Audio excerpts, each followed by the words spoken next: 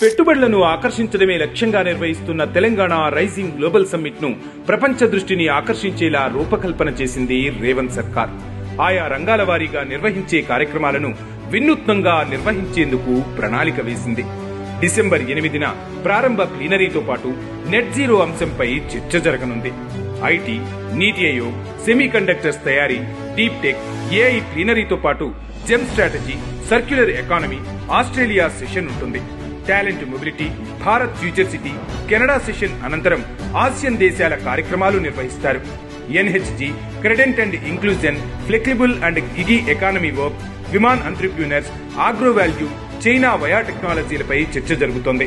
రేపు 8-9 తారీఖుల్లో తెలంగాణ రైజింగ్ అని ఒక గ్లోబల్ సమ్మిట్ పెట్టి ప్రపంచంలో ఉండే పెద్ద పెద్ద బడా పారిశ్రామికవేత్తలను, మేధావులను రప్పించి మా తెలంగాణ ఎంత గొప్పగా ఉన్నదో, వ్యవసాయ రంగంలో పెట్టుబడులు పెట్టండి, పరిశ్రమల రంగంలో పెట్టుబడులు పెట్టండి, మేము మా మేధా సంపత్తితోని మీ పరిశ్రమలను పెంచుతాం, మీ ఉత్పత్తులను పెంచుతాం, మీ ఆదాయాన్ని పెంచుతాం. డిసెంబర్ 9న sports session, Musi blue green economy, country session, affordable housing sessions, logistics, industrial corridors, cluster based development, NITI Aayog అంశాలపై చర్చ ఉంటుంది. Investments, high impact sectors, $1 trillion growth, ప్రపంచ బ్యాంక్, పరిశ్రమల శాఖలకు సంబంధించిన అంశాలపై చర్చిస్తారు.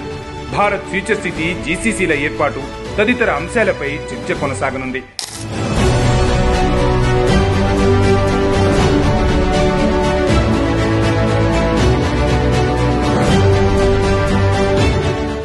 ఇవన్నీ సదస్సులు, ప్లీనరీలు, చర్చలకు సంబంధించిన అంశాలు కాగా ఆహ్వానితులను ఆహ్వానించడం మొదలు ముగింపు వరకు ఆహ్లాదకర వాతావరణంలో ఈ సదస్సు జరిగేలా తెలంగాణ ప్రజాప్రభుత్వం ఏర్పాట్లు చేసింది.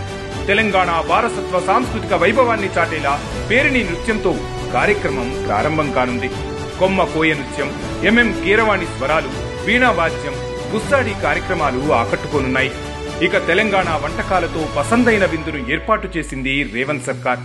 ముగింపు రోజున భారీ డ్రోన్ షో ద్వారా గిన్నిస్ రికార్డు సాధించనుంది తెలంగాణ ప్రజా ప్రభుత్వం.